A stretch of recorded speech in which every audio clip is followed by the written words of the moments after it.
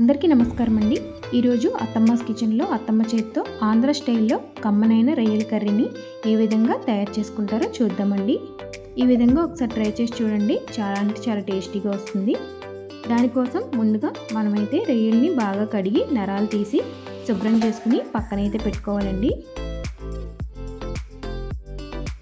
ఇప్పుడు ఒక పాన్ పెట్టుకుని అందులో ఆయిల్ వేసుకోవాలి. ఆయిల్ బాగా హీట్ అయిన తర్వాత 4-5 పచ్చిమిరపకాయలు, అలాగే మనం ముందుగా కట్ చేసి పెట్టుకున్న స్ప్రింగ్ ఆనియన్స్, ఉల్లికాయలు.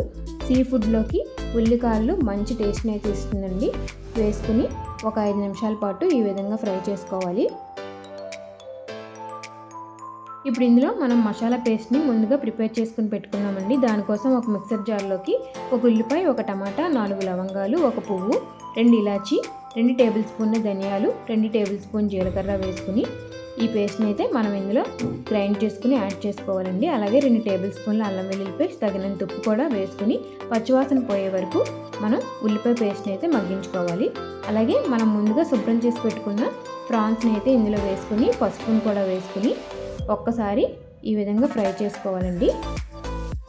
ఇప్పుడు ఇందులో 2 టేబుల్ స్పూన్ల కారాన్ని కూడా యాడ్ చేసుకుని తగినంత వాటర్ని అయితే యాడ్ చేసుకుని ప్రాన్స్ని అయితే మగ్గించుకుందామండి.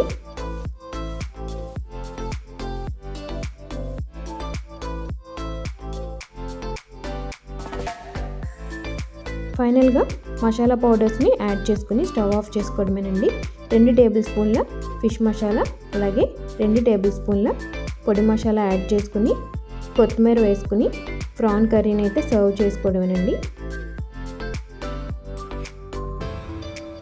చాలా టేస్టీగా ఈజీగా అయిపోయే రొయ్యల కర్రీ అయితే రెడీ అయిపోయిందండి. ఈ విధంగా ఒకసారి ట్రై చేసి చూడండి. చాలా అంటే చాలా టేస్టీగా ఉంటుంది. మరి మా వీడియోస్లో కంటెంట్ ఉందనిపిస్తే మా వీడియోస్ని లైక్ చేయండి, షేర్ చేయండి, కామెంట్ చేయండి. మరిన్ని వీడియోల కోసం మా ఛానల్ని అయితే సబ్స్క్రైబ్ చేయడం మాత్రం మర్చిపోకండి. Thank you for watching.